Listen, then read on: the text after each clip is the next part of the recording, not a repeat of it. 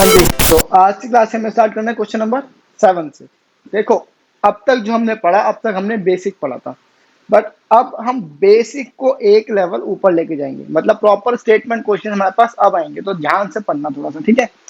तो सोना मत आज की क्लास में। हाँ जी, तो क्वेश्चन बहुत बढ़िया क्वेश्चन पढ़ते हैं। The floor of a building consist of 3000 tiles, मतलब एक बिल्डिंग है, ये बिल्डिंग मान लो, इसका जो फ्लोर है, इस फ्लोर में 3000 टाइल्स लगती हैं। दैट मीन्स अगर मेरा ये फ्लोर है, इसमें हमारे पास 3000 टाइल्स लगती हैं, ठीक है जी। विच आर रोम्बस शेप्ड, मतलब ये रोम्बस शेप्ड है, ठीक है। तो फिर and each of its diagonals are 45 centimetre and 30 centimetre in length, मतलब पहले हम टाइल्स की बात करते हैं, ठीक है। मैंने आप लिख दिया टाइल्स, तो फिर length of diagonals of one tile कितनी हो जाएंगी, कितनी दे रखी है, 30 एंड 45, 45 सेंटीमीटर एंड 30 सेंटीमीटर, ठीक है जी। क्वेश्चन कहता है find the total cost of polishing the floor if the cost per metre square is ₹4। इसको इग्नोर करो। क्वेश्चन कहता है कि मेरे को इस पूरे फ्लोर पे पॉलिश करनी है। दैट मीन्स मेरे को इन सारी टाइल्स पे पॉलिश करनी है, और टोटल टाइल्स है कितनी, 3000। मतलब मेरे को एक्चुअली में इन 3000 टाइल्स पे पॉलिश करना है। सिंपल। तो मेरे को क्या निकालना है, इसका एरिया निकालना है। सिंपल सी बात है, हमें पता है कि एरिया ऑफ वन टाइल क्या फॉर्मूला होता है, half into D1 into D2। Simple जाएगा, हाफ इंटू D1 कितना है 45 इंटू 30, ये कट जाएगा 15 पे। 15 इंटू 45 मल्टीप्लाई करना है, कहाँ पे करें, यहाँ कर दूं, 45 15 5 5 25, 5 4 20 और 2 22 क्रॉस 5 4 5 7 6 675। आई होप ये तो तुम्हें क्लियर है। मैंने क्वेश्चन नहीं करा, बस मैंने एक टाइल की क्या निकाल दिया, एरिया निकाल दिया। बट क्वेश्चन में एक टाइल नहीं, 3000 टाइल्स हैं। दैट मीन्स मेरे को अगर एक टाइल का एरिया है तो 3000 टाइल्स कितना हो जाएगा, इन दोनों को आपस में मल्टीप्लाई। तो फिर इसको ऐसे डाल देते हैं, area of 3000 tiles is equal to 3000 into में 675। अब मल्टीप्लाई करना, कर सकते हो मल्टीप्लाई, 3 से कर दो, यहाँ पे कर देते हैं। चलो, 5 3 जा 15, 7 3 जा 21 और 1 22, 6 3 जा 18, 18 और 2 20। तो 2025 और 3 0 1 2 3 centimetre square is the area of 3000 tiles. ये भी सिंपल सा था। अब मेन चीज आती है, देखो क्वेश्चन क्या कहता है। क्वेश्चन कहता है हमें ये नहीं निकालना, क्वेश्चन कहता है कि find the cost of polishing, हमें इसको पॉलिश करने की कॉस्ट निकालनी है। अगर rate of polishing for 1 metre square is equal to ₹4। अब देखो, अगर 1 मीटर स्क्वायर को कॉस्ट, सॉरी, पेंट करने का या पॉलिश करने की कॉस्ट है ₹4, तो 2 मीटर स्क्वायर कितनी हो जाएगी, ₹8। 4 मीटर स्क्वायर की 4 4 जा 16, यही कर रहे हो ना। वैसे ही अगर मैं कहूँ cost of polishing for 10 metre square कितना हो जाएगा, ₹4 इंटू में 10, दैट इज 40। सिंपल सी बात है। बट क्वेश्चन में देखो एक छोटी सी प्रॉब्लम है, क्या, जो मेरे पास एरिया है ना वो है सेंटीमीटर स्क्वायर में, बट जो कॉस्ट दे रखी है वो दे रखी है मीटर स्क्वायर में। अब एक चीज का हमेशा ध्यान रखना, मीटर स्क्वायर सेंटीमीटर स्क्वायर आपस में कभी भी सॉल्व नहीं हो सकते। हमें या तो इस मीटर स्क्वायर को सेंटीमीटर स्क्वायर में कन्वर्ट करना पड़ेगा, या तो फिर इस सेंटीमीटर स्क्वायर को मीटर स्क्वायर में कन्वर्ट करना पड़ेगा। तो मैं इसको कन्वर्ट कर देता हूं मीटर स्क्वायर में। तो अब ये सब तुम्हें पता है कि 1 मीटर में 100 सेंटीमीटर होते हैं, तो 1 सेंटीमीटर में 1/100 मीटर हो जाएगा, सिंपल। तो 2025000 डिवाइडेड बाय 100, ये आ जाएगा मीटर स्क्वायर। अब अगर किसी बच्चे ने यही सोचा था तो बेटा तुमने बिल्कुल गलत सोचा। सेंटीमीटर स्क्वायर का मतलब क्या होता है, हमने square and square root chapter कर लिया। इसका मतलब होता है सेंटीमीटर इंटू सेंटीमीटर, ये मतलब हुआ ना। अब जब तुमने इसे एक बार 100 से डिवाइड किया तो तुम्हारा 1 सेंटीमीटर तो मीटर में कन्वर्ट हुआ। मेरे पास 2 सेंटीमीटर है ना, तो इस सेंटीमीटर को तो मीटर में करना पड़ेगा, तो तुम्हें एक बार और 100 से डिवाइड करना पड़ेगा। ध्यान रखना इस चीज का, जब भी सेंटीमीटर स्क्वायर को मीटर स्क्वायर में कन्वर्ट करते हैं तो सेंटीमीटर स्क्वायर का सिंपल मतलब होता है सेंटीमीटर इंटू सेंटीमीटर। अब जब centimetre into centimetre metre into metre में कन्वर्ट होगा, मीटर इंटू मीटर में कन्वर्ट होगा, तो ये 2 बार डिवाइड होगा 100 से। और सेम चीज जब मैं मीटर स्क्वायर को सेंटीमीटर स्क्वायर में कन्वर्ट करूंगा तो क्या होगा, मीटर 100 से मल्टीप्लाई और ये मीटर भी 100 से, तब जाके ये सेंटीमीटर स्क्वायर में कन्वर्ट होगा। ध्यान रखना इस चीज का। तो 1 2 1 2 1 1 तुम्हारे पास आंसर हो जाएगा 202.5 मीटर स्क्वायर। अब ये तुम्हारे पास आ गया है 3000 टाइल्स का एरिया। अब बस तुम्हें इसको से मल्टीप्लाई करना है, इसे हटा दें, ये तुम्हें समझाने के लिए करना और नोट कर लेना, वरना इग्नोर कर देना। अब हमें निकालनी है कॉस्ट एट द एंड इतने मीटर स्क्वायर की, तो क्या हो जाएगा, cost of polishing for 202.5 metre square is equal to 4 को इससे मल्टीप्लाई। तो 4 5 जा 20, 4 2 जा 8 और 2 10, 4 2 जा 8, डेसिमल 8 के बाद हो जाएगा 810 मीटर स्क्वायर। ठीक है जी। अब तुमने अगर सब कुछ ऐसे ही करा, metre square sorry centimetre square को मीटर स्क्वायर में इसी तरीके से तुमने कन्वर्ट किया और इसी तरीके से कॉस्ट निकाली, और अगर ये क्वेश्चन आता है 3 नंबर का, तुम्हें कितने नंबर मिलेंगे बेटा, 3 में से पूरे 2.5 नंबर। आधा नंबर कहाँ कट गया, हमने तो यूनिट भी सही लगाई है, हमने तो यहाँ भी मीटर स्क्वायर लिखा, फिर नंबर क्यों काट रहे हो। हम ये निकाल रहे हैं कॉस्ट, और कॉस्ट की यूनिट क्या होती है, मीटर स्क्वायर। इस मार्कर की कॉस्ट कितनी है, 5 रुपए या 5 मीटर स्क्वायर। इस टी शर्ट की कॉस्ट कितनी है, 100 रुपए या 100 मीटर स्क्वायर, रुपीज में होती है ना। तो इसीलिए कॉस्ट हमेशा आती है रुपीज में। तो ₹810 तुम्हारा आंसर है। अब तुम्हें मिलेंगे पूरे 3 नंबर। ठीक है, ध्यान रखना इस चीज का, जब भी कॉस्ट आती है यूनिट हमेशा तुम्हारी रुपीज हो जाती है, मीटर स्क्वायर नहीं रहती। ठीक है जी। अब ये क्वेश्चन नोट कर लो, अगर तुम्हें कुछ प्रॉब्लम आई है तो फिर से सुन लो। देखो इस क्वेश्चन में ना 2 चीजें थी जो अच्छी थी। एक तो तुम्हें कॉस्ट निकालनी थी, नया कंसेप्ट है, तुमने मेरे ख्याल से अब तक ये नहीं करा। सेकंड, जो सबसे बड़ी दिक्कत थी वो थी तुम्हें रेट दे रखा है 1 मीटर स्क्वायर का और तुम्हें आंसर दे रखा है सेंटीमीटर स्क्वायर में। अगर मेरे पास यहाँ पे 1 सेंटीमीटर स्क्वायर होता ना तो मैं स्ट्रेट फॉरवर्ड इस नंबर को 4 से मल्टीप्लाई करके आंसर निकाल देता। बट क्वेश्चन निकला समझदार, क्वेश्चन ने 1 सेंटीमीटर स्क्वायर की नहीं 1 मीटर स्क्वायर की हमें कॉस्ट या रेट दे दिया। अब मीटर स्क्वायर और सेंटीमीटर स्क्वायर तो सॉल्व होंगे नहीं। सिंपल सी बात बताओ, अगर तुम्हें दे रखा है कि एक टॉफी 1 रुपए की है और तुम्हें 5 चॉकलेट खरीदनी है, तो क्या तुम टॉफी की कॉस्ट को चॉकलेट से मल्टीप्लाई कर दोगे।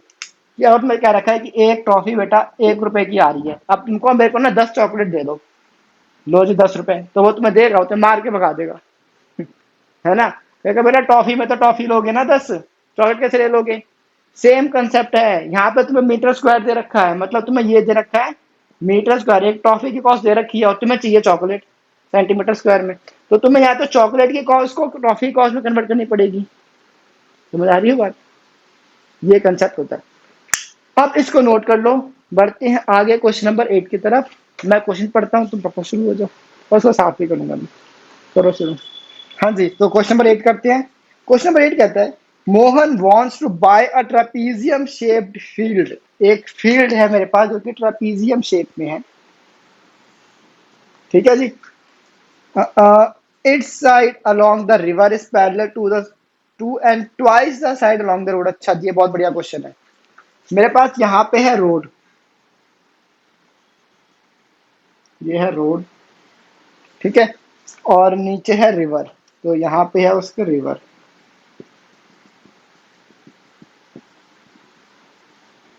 ओके, अब क्वेश्चन सुनो क्या कहता है, it's side along the river, जो रिवर के साथ में उसकी साइड है वो साइड इज पैरेलल टू, जो रोड के साइड है उसके पैरेलल है और उसका ट्वाइस है। ट्वाइस है मतलब अगर ये रोड वाली साइड है 5 तो ये रिवर वाली साइड है 10, या अगर ये 10 है तो ये 20 है, अगर ये 20 है तो ये 40 है। आई होप में चीज समझ आई है। मतलब रिवर वाली साइड रोड वाली साइड के पैरेलल है, प्लस उसके डबल भी है, ट्वाइस है। ठीक है जी। आगे, if the area of this field is, अच्छा हमें इस पूरे फील्ड का एरिया दे रखा है, लिख लेते हैं। Area of field is equal to what, 10500 metre square. ठीक है। And the perpendicular distance between the two parallel sides is 100 metre square. मतलब हमें परपेंडिकुलर डिस्टेंस भी दे रखा है, या दूसरे लैंग्वेज में कहा जाए तो हमें इसकी हाइट दे रखी है, कितना, 100 मीटर की। तो हमें इसकी साइड निकालनी होगी। Find the length of the side along the river. मतलब हमें इस रिवर वाले की साइड निकाल के देनी है। कोई नहीं, हम दोनों ही निकाल देंगे। आ जाओ। टू फाइंड, हमें क्या फाइंड करना है, side along the river. Clear है इतना। अब देखो सॉल्यूशन इसका। हमने क्या किया, देखो मैंने तुम्हें एज्यूम कर दिया कि बेटा ये 5 मान लो, ये 10 हो जाएगी, ये 10 मान लो तो ये 20 हो जाएगी, बट ऐसा है तो नहीं। ये तो 5, 10, 20, 50, 100, 1000 कुछ भी हो सकती है, हमें तो नहीं पता। इसीलिए मैंने इसे क्या मान लिया, X. Let the side along the road be X metre. Clear है। तो अब बताओ, अच्छा अब सबसे बड़ा तुम्हारा डाउट आना चाहिए था, अगर नहीं आया है तो गलत बात है, आना चाहिए था, कि आपने रोड वाली साइड को ही एक्स क्यों माना। क्वेश्चन तो कहता है कि हमें वो वाली निकाल के दो। रॉन्ग, ये मैंने लिखा नहीं क्या, अच्छा मैंने लिखा है बट समझ नहीं आ रहा। क्वेश्चन ने तो हमें कहा है कि रिवर वाली साइड निकाल के दो, तो आप रिवर वाली साइड को एक्स मानो ना, रोड वाली साइड को क्यों मान रहे हो। बहुत बढ़िया क्वेश्चन है तुम्हारा। इसका आंसर देखो, मैंने, एक सेकंड रुको तो आंसर मिल जाएगा। मैंने अगर रोड वाली साइड को एक्स माना, therefore the side along the river कितनी हो जाएगी, 2x मीटर। देखो फिर से क्वेश्चन कहता है, अगर रोड की साइड है 5 तो रिवर की साइड है 10, उसका डबल। अगर ये 10 है तो वो है 20, उसका डबल। अगर ये है x तो x का डबल क्या होता है, 2x। समझे, 2 × x हो जाएगा ना।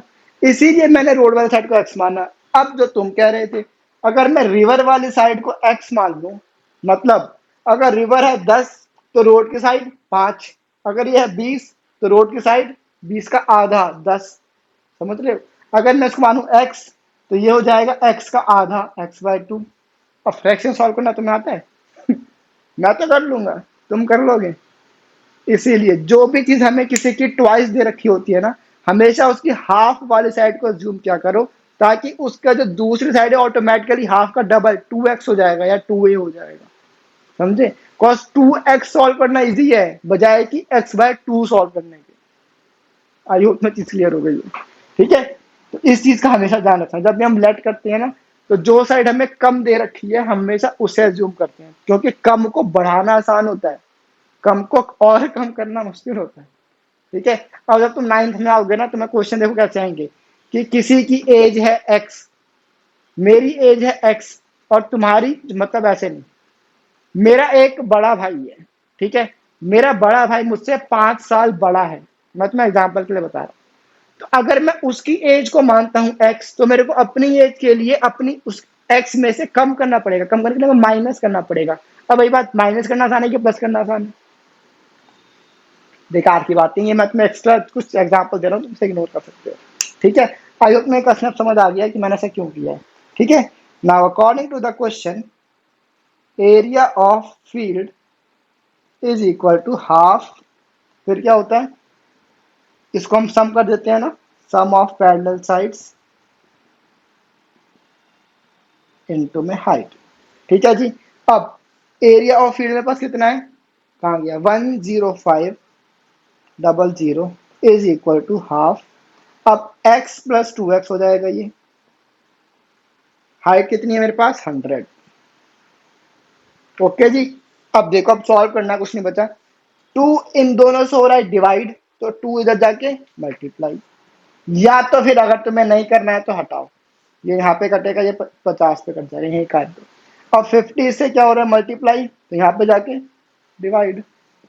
तो 10500 divided by 50 is equal to x plus 2x।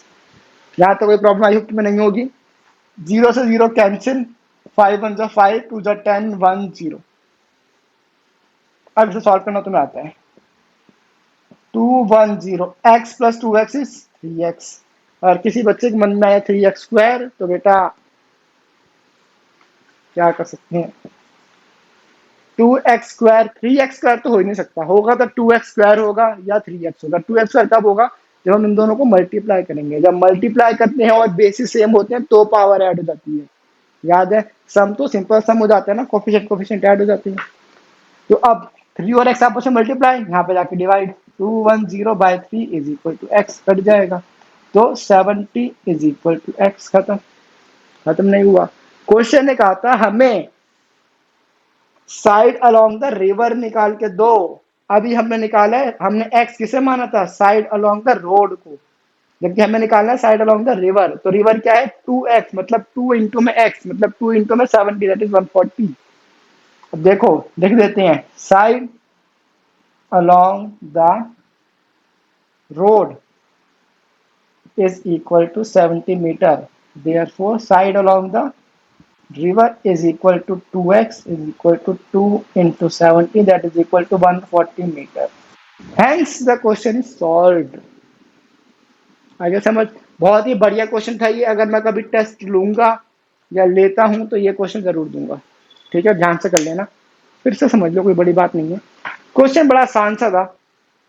अब तक हमारे पास क्वेश्चन कैसे आए, हमारे पास ना एक दो वैल्यू हमें दे दी और हमें एरिया दे दिया, तो हमें उन तीनों की हेल्प से कोई एक वैल्यू निकालने को दे दी। बट इस क्वेश्चन में ना हमें ये दोनों वैल्यूज गायब कर दी। बट जब दो वैल्यूज गायब है तो हमें दोनों वैल्यूज के बीच में रिलेशन दे दिया कि अगर ये x है तो ये 2x है। तो हमने x और 2x लेके सॉल्व कर दिया और जो वैल्यू आई मल्टीप्लाई डिवाइड करने के बाद हमारा आंसर आ गया। ठीक है, तुम्हें क्या ध्यान रखना है, तुम्हें x किसे लेना है, 2x किसे लेना है, तुम्हें इस चीज का खास ध्यान रखना है। ठीक है, अगर तुम इस रिवर वाली साइड को x लेते और रोड वाली साइड को x/2 लेते तो भी तुम्हारा आंसर एग्जैक्टली सेम आता, बस तुम्हारी कैलकुलेशन बढ़ जाती, फ्रैक्शन बन जाती, तुम्हें एलसीएम लेना पड़ता, तुम्हें फ्रैक्शन सॉल्व करने पड़ते। इसीलिए बेटर है हमेशा छोटी वैल्यू को x लो, और छोटी वैल्यू को बढ़ाना बहुत आसान होता है।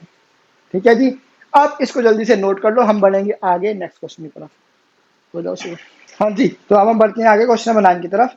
क्वेश्चन कहता है, अच्छा हमारे पास इसमें एक फिगर है, मैं पहले फिगर बनाता हूँ फिर हम आगे बात करते हैं। एक सेकंड रुक जाओ।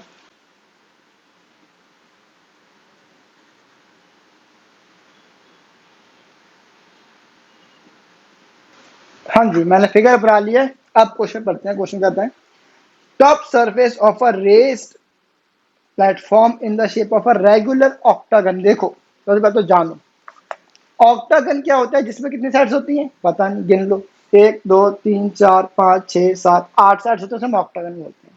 बट इस क्वेश्चन में ऑक्टागन नहीं लिखा, क्वेश्चन में लिखा कि रेगुलर ऑक्टागन। अब बेटा ध्यान देना, ये रेगुलर कोई इंग्लिश का रेगुलर नहीं है जो तुम कहते हो कि we should wash our teeth regularly, we should brush our teeth regularly, वो वाला रेगुलर नहीं है ये। रेगुलर ऑक्टागन, इस ऑक्टागन और रेगुलर का फर्क क्या है ये जानो।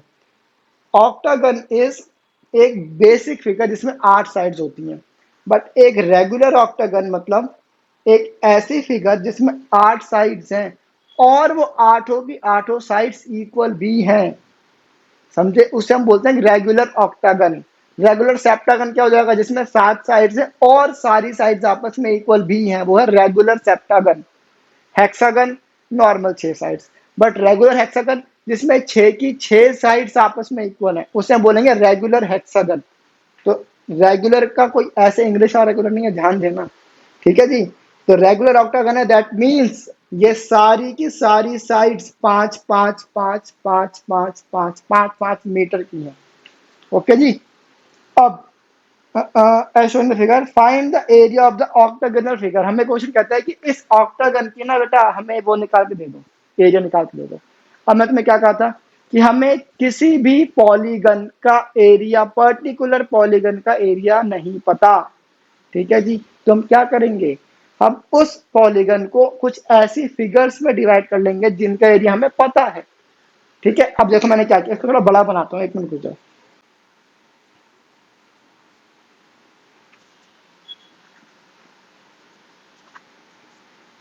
आई होप अब सही है। देखो अब मेरे पास ये कितना था, ये तो मेरे पास सारी 5-5 मीटर की है लेंथ। ठीक है, और क्या था, और ये है 11 मीटर, इन दोनों के बीच का जो गैप है, ये जो साइड है ये है 11 मीटर की, और जो ये है वो है 4 मीटर की। अब देखो, अब मैंने क्या किया, ये तो देखो मेरे को दिख रहा है ये क्या है, ट्रेपीजियम है।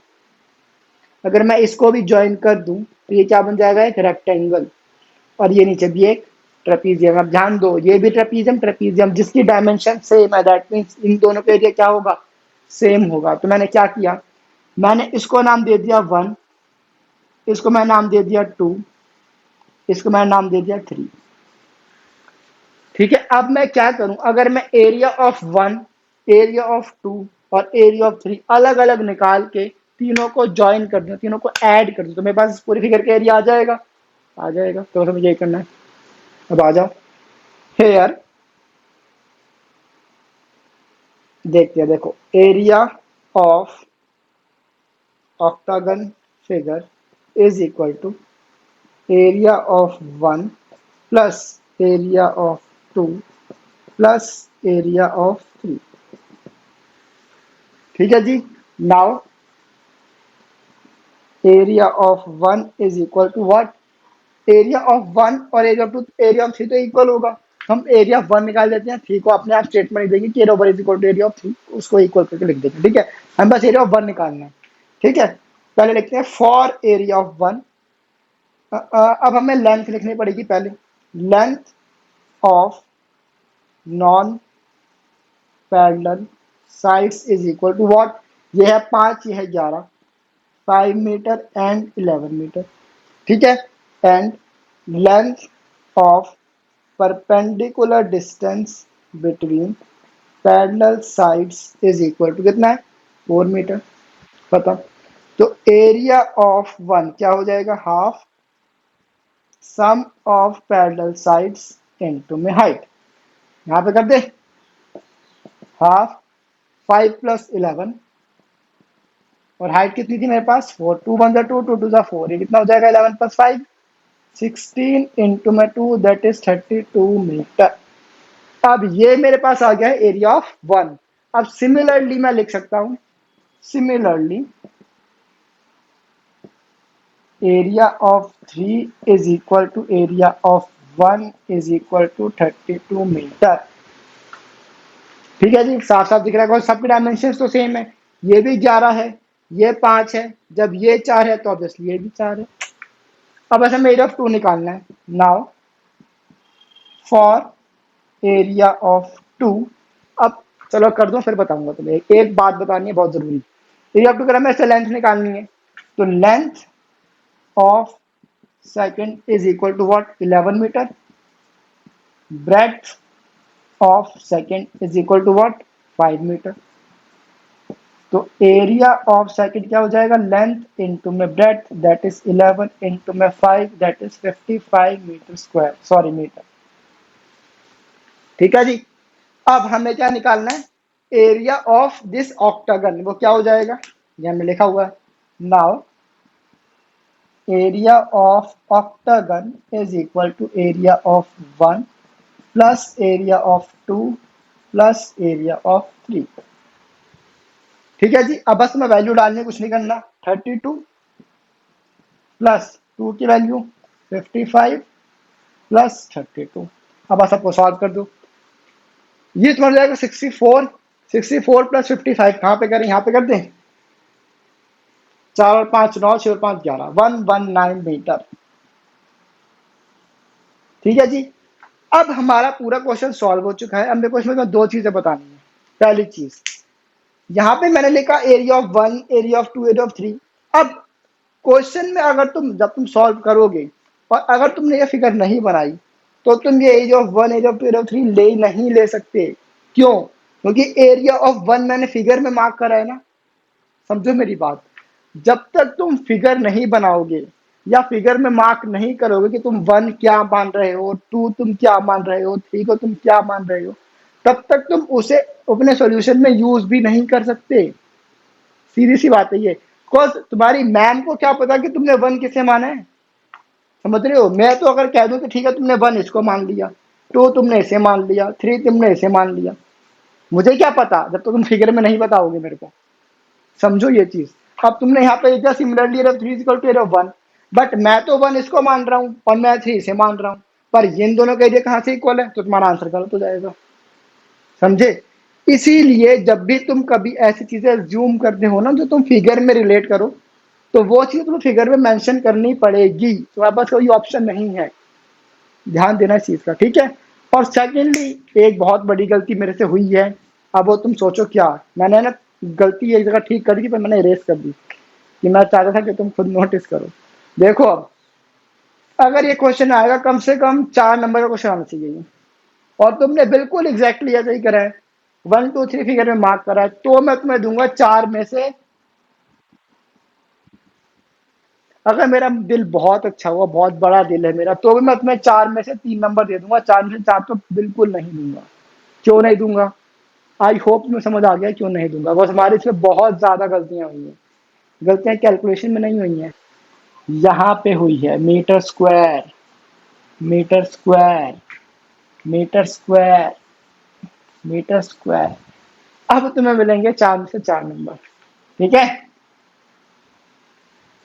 यूनिट्स का खास ध्यान रखना। यूनिट्स अगर तुमने गलत लगाई तो आधा नंबर काट लूंगा, मैं तो काट लूंगा। तुम्हारी मैम अगर बहुत अच्छी है तो नंबर नहीं काटेगी, बट नंबर कटते हैं। जब तुम 10th में या 9th में अपने बोर्ड्स दोगे तब भी तुम्हारे नंबर कटेंगे यूनिट्स के। तो मैं तुम्हें एट द एंड बोर्ड्स के लिए प्रिपेयर कर रहा हूँ, ठीक है? तो यूनिट लगाना बहुत जरूरी है। अब इस क्वेश्चन को नोट कर लो, हम बढ़ेंगे आगे क्वेश्चन नंबर 10 की तरफ, ठीक है? शुरू हो जाओ जल्दी से। हाँ जी, तो हम आ गए क्वेश्चन नंबर 10 पे। क्वेश्चन नंबर 10 बिल्कुल सेम क्वेश्चन नंबर 9 की तरह है, बस उससे ज्यादा इजी है। ये मैं नहीं कराऊंगा, हिंट दूंगा, कराऊंगा नहीं। अब हिंट ले लो। क्वेश्चन 10 कहता है there is a pentagonal shaped park. अब क्वेश्चन क्या कह रहा है? There is a pentagonal and not regular pentagonal. दोनों में फर्क आई होप समझ आ गया। रेगुलर पेंटागन मीन्स ऐसा पेंटागन जिसकी पांचों की पांचों साइड्स इक्वल है, बट पेंटागन बस 5 साइड्स है, इक्वल नहीं है हमें नहीं पता, ठीक है? बट इक्वल नहीं है। रेगुलर पेंटागन में ही साइड्स सारी इक्वल होती हैं। तो फिगर बना लेते हैं इसकी जल्दी से। कुछ इस तरीके की फिगर है इसकी, ठीक है जी। अब for finding its area, Jyoti and Kavita divided it into 2 different figure. एक है ज्योति ने कुछ अपने हिसाब से काम करा है और कविता ने कुछ अपने हिसाब से काम करा है, ठीक है? Find the area of this park using both ways, can you suggest some other ways of finding its area? Other ways तो तुम देख लेना, मेरे को तो पता नहीं। अब देखो ज्योति ने क्या किया है, देख लेते हैं। डायमेंशंस क्या है इसकी? ये मेरे पास है 15, और ये भी ऑब्वियसली 15, और ये पूरी हाइट यहाँ से लेके यहाँ तक की है 30, और यहाँ पे नहीं, अलग से लिखते हैं चलो। ये पूरी यहाँ से लेके यहाँ तक की हाइट है 30, और ये यहाँ से लेके यहाँ तक कितनी है 50, ठीक है? अब देखो ज्योति ने क्या किया, ज्योति ने इसको 2 ट्रेपीजियम्स में डिवाइड कर दिया। अब अगर 2 ट्रेपीजियम, तो मैं क्या करना है, एक ट्रेपीजियम का एरिया निकालो, मल्टीप्लाइड विद 2 कर दो, पूरे का आंसर आ जाएगा, ठीक है? अब कविता ने क्या किया, कविता ने इसे एक ट्राइंगल और एक ये जो भी बनती है, ये कितना है, ये 15 15 15 15, तो एक स्क्वायर बन जाता है। ये एक ट्राइंगल और एक स्क्वायर में डिवाइड कर दिया है। तो ट्राइंगल का एरिया अलग निकालो, स्क्वायर का एरिया अलग निकालो, फिर इसे सॉल्व करो। तो ये तुम कर लेना, मैं नहीं कराऊंगा, बस तुम हिंट ले जाओ मेरे से।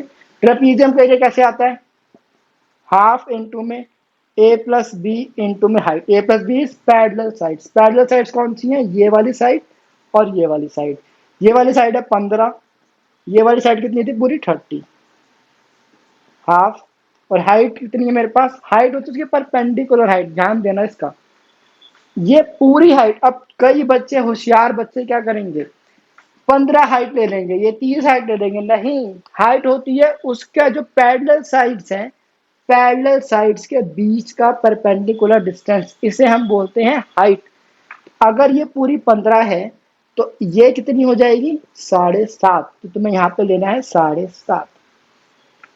इसको सॉल्व करने पे तुम्हारे पास क्या आएगी, एक ट्रेपीजियम की एरिया की वैल्यू। अब तुम्हें निकालना है पूरे पेंटागन का, तो जो भी आंसर आएगा उसको मल्टीप्लाई कर देना 2 से, बात खत्म। ओके जी। अब ट्राइंगल पे जाते हैं। ट्राइंगल में मेरे पास इसकी लेंथ है क्या, होने तो चाहिए, देख लेते हैं। इसकी तो कोई लेंथ नहीं है, तो क्या करें, अटक गए, अटके नहीं है हम। आओ, मेरे पास ये पूरी है, कितनी है ये पूरी 30, और यहां तक कितना है 15, तो ये कितना हो जाएगा 15, और यहां से यहां तक कितना है 15, ये लो। तो ट्राइंगल का एरिया क्या होता है, half into base into height. तो ट्राइंगल का एरिया हो जाएगा half into base into height. तो बेस कितना है मेरे पास 15, हाइट कितनी आ गई 15, कर देना सॉल्व, ट्राइंगल का एरिया आ गया। अब स्क्वायर 15 15 15 15 है ना, ये तो खत्म, 15 इंटू 15, जो भी आंसर आएगा वो स्क्वायर का एरिया। अब अगर तुम्हारे मन में डाउट आया कि ये 15 कैसे ले लिया आपने, हमें तो समझ नहीं आया, समझो फिर, यहां से लेके यहां तक कितना है 30, ये पूरा 30 है ना, कहाँ पे लिखना, यहाँ ले गया 30, ठीक है। अब हाइट तो इतनी होगी ना, अगर हम ट्राइंगल का एरिया निकालना चाहते हैं तो हमें सिर्फ ट्राइंगल की ही तो हाइट लेनी पड़ेगी ना, इस पूरी हाइट से हमें क्या लेना देना है, हमें तो ट्राइंगल की हाइट से लेना देना है। अब ट्राइंगल की हाइट में पता नहीं, बट हमें पूरी हाइट पता है, पूरी हाइट इज 30, और हमें इतनी हाइट भी पता है 15। तो अगर ये पूरी हाइट 30 है और यहाँ से लेके यहाँ तक 15 है, यहाँ से लेके यहाँ तक कितनी है 15 नहीं हो जाएगी, इसे बोलते हैं कॉमन सेंस। ठीक है, अब इसको सॉल्व कर लेना, जो भी तुम्हारा आंसर है दोनों को प्लस कर देना, इससे ज्यादा हिंट नहीं दे सकता। ठीक है, अब हम बढ़ते हैं आगे क्वेश्चन नंबर 11 की तरफ।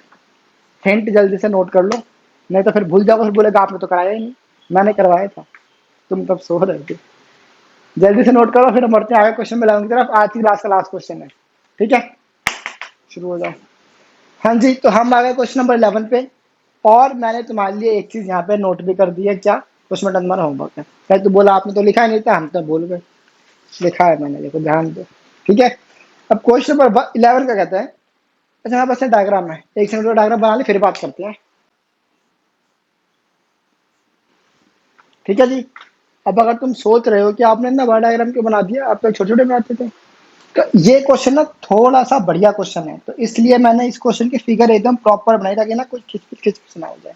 ठीक है, तो अब क्वेश्चन सुनो क्या कहता है कि एक हमारे पास पिक्चर फ्रेम है, पिक्चर फ्रेम है, ये फ्रेम है, बीच में फोटो लगेगी। ठीक है, तो इसमें हमारे पास डायमेंशन दे रखे हैं, अच्छा 24, ये लिख लेते हैं पहले, 24 और 28, तो नीचे 24 है ऊपर 28 है, मतलब ये वाली जो वैल्यू है ना, ये है 24 सेंटीमीटर, तो ऊपर भी कितना हो जाएगा 24 सेंटीमीटर, और ये यहाँ से यहाँ तक कितना है 28 सेंटीमीटर, और यहाँ से यहाँ तक भी हो जाएगा 28 सेंटीमीटर, और अंदर है 20 और 16, मतलब ये वाला जो पार्ट है ये है 20 और ये वाला पार्ट है 16।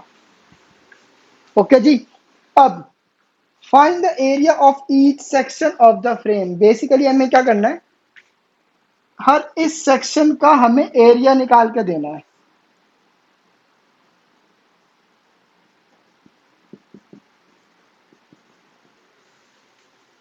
क्वेश्चन क्लियर है तुम्हें।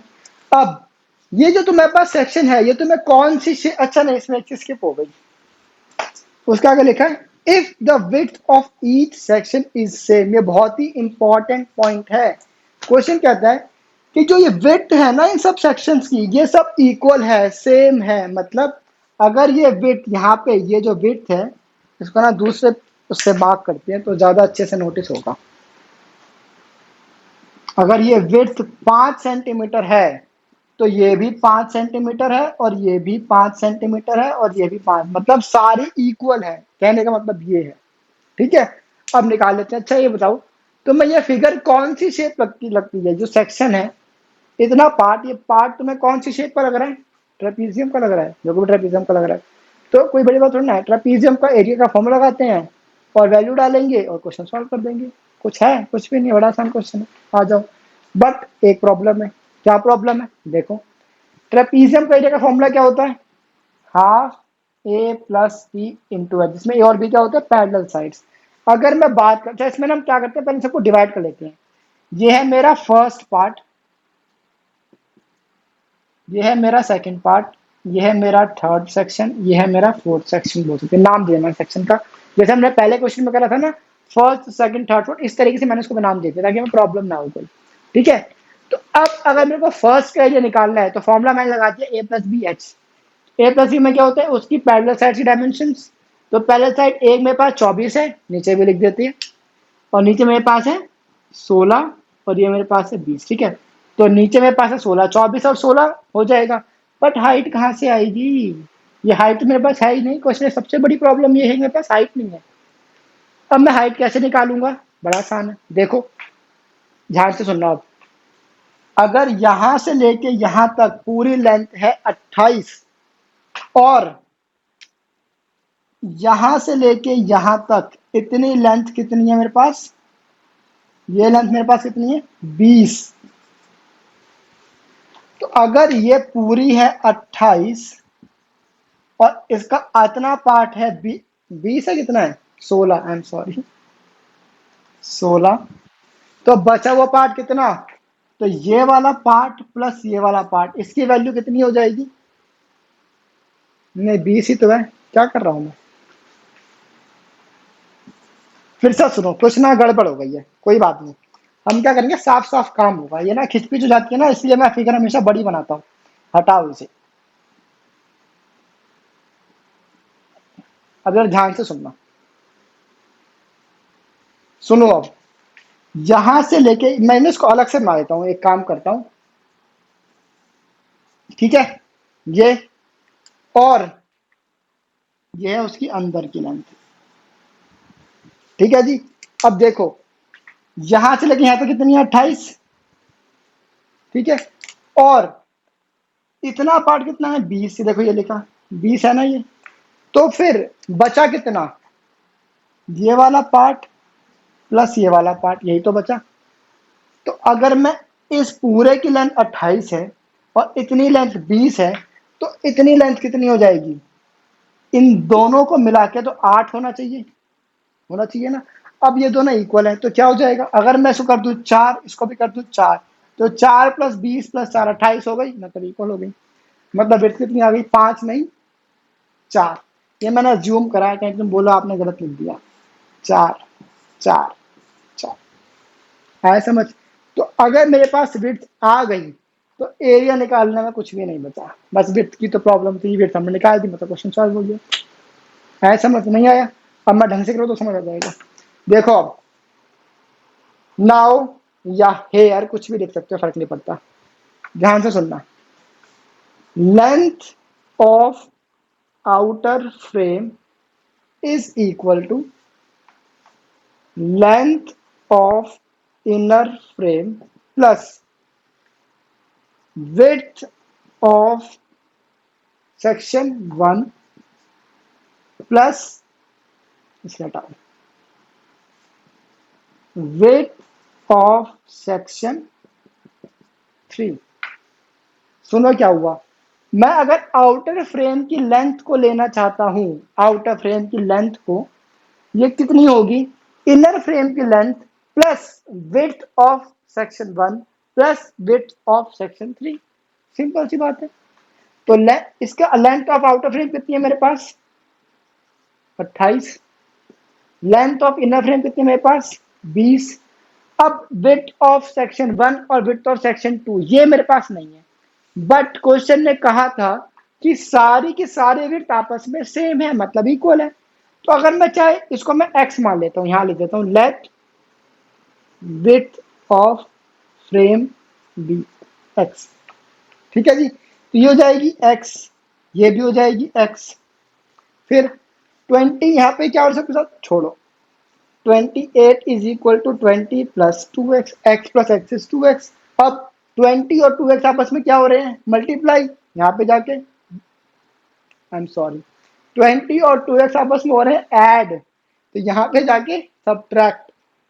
28 minus 20 is equal to 2x। तो फिर हो जाएगा 8 इज इक्वल टू 2x। ठीक है, अब 2 और x आपस में क्या हो रहा है, मल्टीप्लाई। अब ये यहाँ पे जाके हो जाएगा डिवाइड। तो 8 is equal to 2x, sorry 8/2 is equal to x, that implies 4 centimetre is equal to x। I hope तुम्हें पार्ट समझ आ गया। फिर से सुन लो मैंने क्या किया, मैंने इस पूरी लेंथ को, अच्छा एक बात बताओ, अगर पिक्चर फ्रेम है, अगर एक पिक्चर फ्रेम है तो जितनी लेंथ यहाँ होगी उतनी ही लेंथ यहाँ से होगी, उतनी ही लेंथ यहाँ से होगी, लेंथ तो तब पूरी सेम ही तो होगी ना। अब मैंने क्या किया, इस लेंथ को लिया और उसके इनर फ्रेम की लेंथ को ले लिया, मतलब ये वाला पार्ट मैंने हटा के यहाँ पे मैंने इनर फ्रेम की लेंथ ले ली। ठीक है, अब ये मेरे को दे रखा है 20 और ये पूरा मेरे को दे रखा है कितना, 28। तो 28 अगर मैं बनाना चाहता हूं तो ये कैसे बनेगा, ये वाली वैल्यू प्लस ये वाली वैल्यू प्लस ये वाली वैल्यू, ऐसी तो बनेगी ना, 28 होना चाहिए पूरा। अब इसमें से ये वाली वैल्यू मैंने हटा दी, तो क्या बचा, ये और ये, और ये और ये की लेंथ कितनी है, 8। तो अगर ये दोनों बराबर है तो ये 4 और 4 होंगे तभी तो 8 बनेगा ना, 4 और 4 तभी तो 8 बनेगा, सिंपल। अब तुम्हारे पास बिट्स जब आ गई है तो एरिया निकालने में क्या है, अब तो एरिया आराम से आ जाएगा। अब यहाँ पे देखो, यहाँ बना देता हूं मैं, चलो area of section 1 is equal to half A plus B into में एच। अब ए और बी कितना हो जाएगा, 24 और 16, हाफ 24 प्लस 16, हाइट कितनी है अब 4, 2 2 जा तो 20, अरे 24 प्लस 16 कितना होता है, मेरे ख्याल से 30-40 होता है।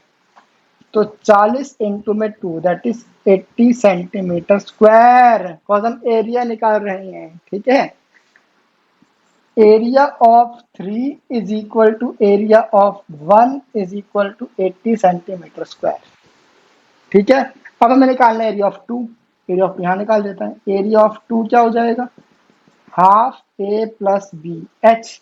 तो वैल्यू बस चेंज हो जाएगी, यहाँ पे है 28, यहाँ पे है 20, 28 प्लस 20 इंटू में 4, हाइट तुम्हारी सेम रहेगी। तो 2 जा 28 प्लस 20 कितना होता है, 48 होता है शायद, 48 इंटू में 2 दैट इज 96 सेंटीमीटर स्क्वायर। अब अगर 2 का एरिया आ गया तो area of 4 is equal to area of 2 is equal to 96 centimetre square. Clear है जी क्वेश्चन? ठीक है, बढ़िया क्वेश्चन है, इंपॉर्टेंट क्वेश्चन है, तुम इसे इंपॉर्टेंट मार्क कर सकते हो। अगर मैं टेस्ट लूंगा तो ये क्वेश्चन भी मैं दे सकता हूँ। ठीक है जी, बस आई होप तुम्हें समझ आ गया है। क्वेश्चन मुश्किल नहीं था, बस में क्या था, हमें ना इसका हाइट निकालनी थी। हाइट हमने क्या निकालना, 2 बार समझ रहा हूँ, तीसरी बार फिर समझ लो। मैंने कुछ नहीं किया, मैंने इस हाइट को ना, मैंने इसी साइड को ब्रेक कर दिया और हाइट को इंक्लूड कर दिया, ये करा मैंने। बड़ी वाली डायमेंशन में छोटी वाली डायमेंशन ले ली, प्लस ऊपर की हाइट प्लस नीचे की हाइट, तो वहां से मैंने हाइट वैल्यू निकाल ली। ठीक है, अब ये क्वेश्चन नोट कर लो, समझ लो। देखो मैं तुम्हें होमवर्क में सिर्फ एक क्वेश्चन दिया है, बट ये थे थोड़े से अच्छे क्वेश्चन, है ना, तुम्हें लगा होगा, खुद रियलाइज होगा क्वेश्चन आसान नहीं थे, थोड़े से एक लेवल ऊपर के थे। तो ये क्वेश्चन तुमने नोट तो कर लिया, आई एम श्योर तुम टेप तो लेते ही, बट होमवर्क में ये क्वेश्चन तो तुम करोगे ही, इसके साथ में बाकी के क्वेश्चंस रिपीट जरूर कर लेना। ठीक है, मैं लिख देता हूँ, रिपीट क्वेश्चन नंबर 7 to 11, 7 8 9 10 11। ठीक है, ये सारे क्वेश्चन रिपीट जरूर कर लेना। ठीक है, मिलेंगे अब नेक्स्ट क्लास में 9.2 के साथ। Till then